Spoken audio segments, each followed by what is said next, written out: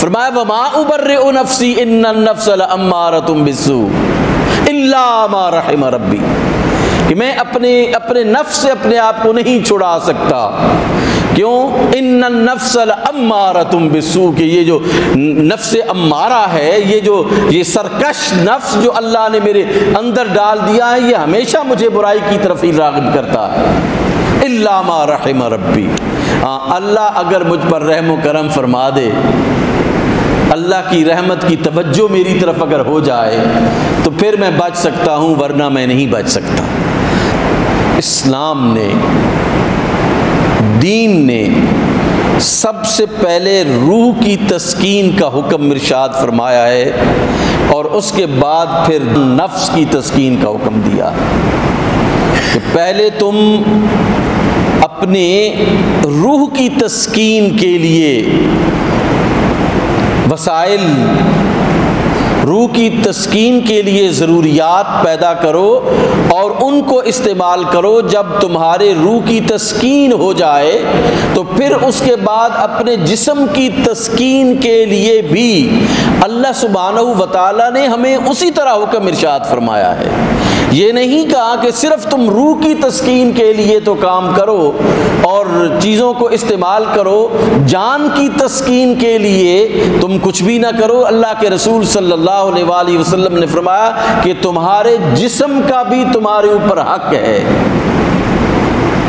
تمہارے جسم کا بھی تمہارے اوپر. کیا مطلب؟ کہ اس کو بھی تسکین دینا تمہارے لیے ضروری ہے، اس کی تسکین کے بھی اسباب پیدا کرنا اور اس کو تسکین دینا جو ہے وہ ضروری ہے. لیکن اگر آپ روحانی تسکین کی بات نہیں کرتے، صرف جسمانی تسکین کی بات کرتے ہیں، ایک جو ہے وہ فزیکل سیٹسفیکشن کی بات کرتے ہیں، تو پھر آپ میں پھر اور انسانوں میں، مجھ میں اور انسانوں میں، یعنی انسانوں میں اور حیوانوں میں پھر کوئی فرق جو ہے وہ باقی نہیں رہتا. وہ حلال اور حرام کا کوئی تصور نہیں کرتے جانور،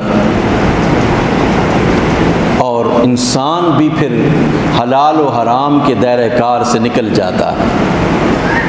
اللہ سبحانہ و تعالیٰ نے پہلے اس کی اصلاح کا، نفس کی اصلاح کا حکم ارشاد فرمایا. دیکھیے میں اپنی طرف سے میں یہ بات نہیں کہہ رہا. انبیاء کرام نے جو اب دنیا میں تشریف لائے تو انہوں نے جو سب سے پہلا کام کیا وہ انسان کی روح کی تسکین کے لیے جو چیزیں ضروری تھیں ان کے اوپر کام کیا ہے. روح کی تسکین کے لیے انبیاء کرام نے کام کیا ہے. اس لیے کہ اگر یہ نفس جسے آپ کہتے ہیں اندر کا جو نفس ہے وہ غلط ہو جاتا ہے تو پوری زندگی آپ کی غلط ہو جاتی ہے. اگر آپ کی روح بیمار ہو جائے تو پورا جسم آپ کا بیمار ہو جاتا ہے. اگر آپ کا روح صحت مند ہے تو آپ کا پورا جسم صحت مند ہے. قرآن مجید میں سیدنا یوسف علیہ السلام کے بارے میں سورہ یوسف میں اللہ سبحانہ و تعالیٰ نے حضرت یوسف علیہ السلام کا ایک قول نقل فرمایا ہے جہاں سے 13واں پارہ شروع ہوتا ہے وما ابرئ نفسی ان النفس لامارۃ بالسوء. حضرت یوسف علیہ السلام یہ ارشاد فرما رہے ہیں، یعنی وہ شخصیت جس کو اللہ نے بے عیب اس دنیا میں بھیجا ہے، جس کو یعنی معصوم عن الخطا بنا کر اس دنیا میں بھیجا ہے،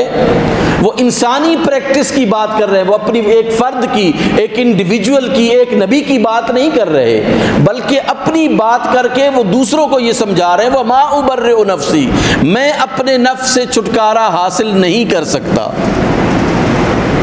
وما ابرئ نفسی یعنی انسان جو ہے وہ اپنے نفس سے، انبیاء کو تو اللہ نے ان چیزوں سے بالکل معصوم پیدا کیا ہے، ان کے بارے میں تو تصور بھی نہیں کیا جا سکتا کہ وہ کوئی غلط کام اس دنیا میں کریں گے. اصل میں اللہ کے رسول صلی اللہ علیہ وآلہ وسلم ہوں یا تمام انبیاء کرام ہوں، وہ جب اس قسم کی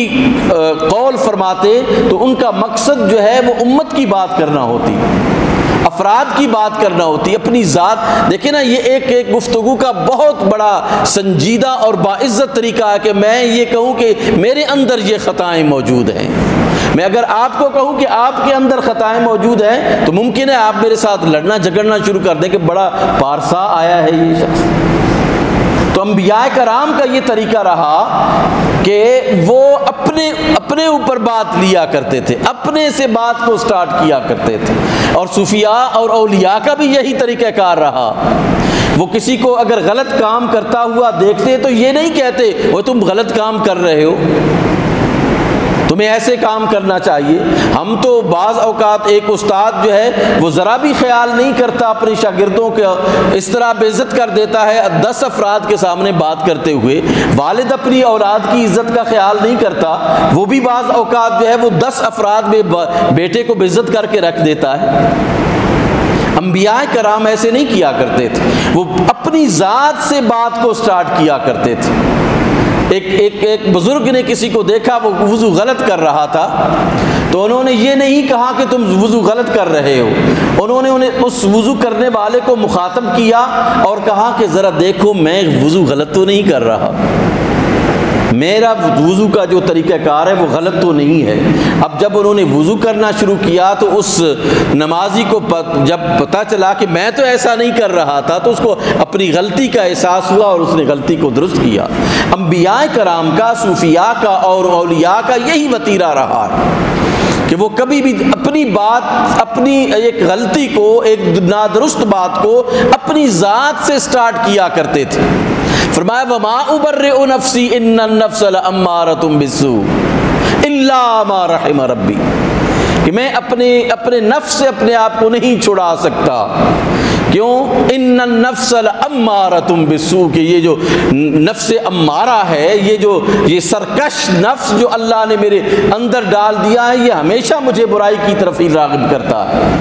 الا ما رحم ربی، اللہ اگر مجھ پر رحم و کرم فرما دے،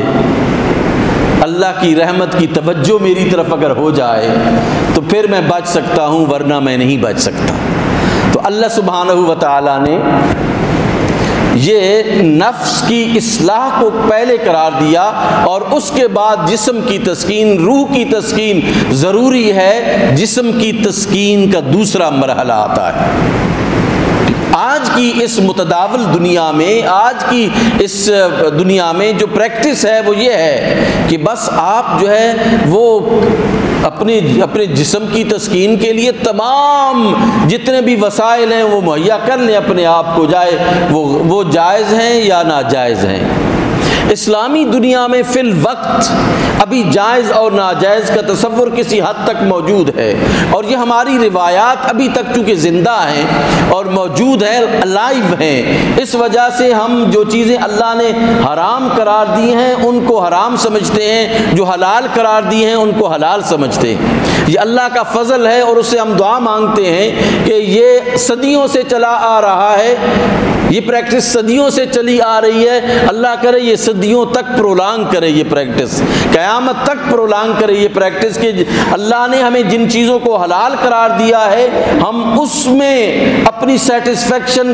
جو ہے وہ محسوس کریں ان کو استعمال کر کے، اور جن چیزوں سے اللہ نے رک جانے کا حکم ارشاد فرمایا ہے، جن کو ہمارے لیے حرام قرار دیا ہے، ان چیزوں سے ہم جو ہے وہ رک جائیں۔ ہمارے رسول اکرم صلی اللہ علیہ وآلہ وسلم کے بارے میں بھی اللہ نے یہی ارشاد فرمایا، ما آتاکم الرسول فخذوہ وما نہاکم عنہ فانتہوا، کہ جو رسول تمہیں عطا کریں وہ لے لیا کرو، جس سے رسول رکنے کا حکم ارشاد فرما جائیں وہ اس سے رک جایا کرو تم۔ قرآن مجید جو ہے وہ آج بھی چونکہ ایک زندہ کتاب کے طور پر ہمارے سامنے موجود ہے، اور اس کی افادیت میں سرے منہ کمی نہیں ہوئی ابھی تک، اور قیامت تک انشاءاللہ تعالی اس کی افادیت میں کمی نہیں ہوگی۔ اس وجہ سے یہ حلال اور حرام کا تصور میں یہ سمجھتا ہوں کہ کسی نہ کسی صورت میں انشاءاللہ یہ باقی رہے گا،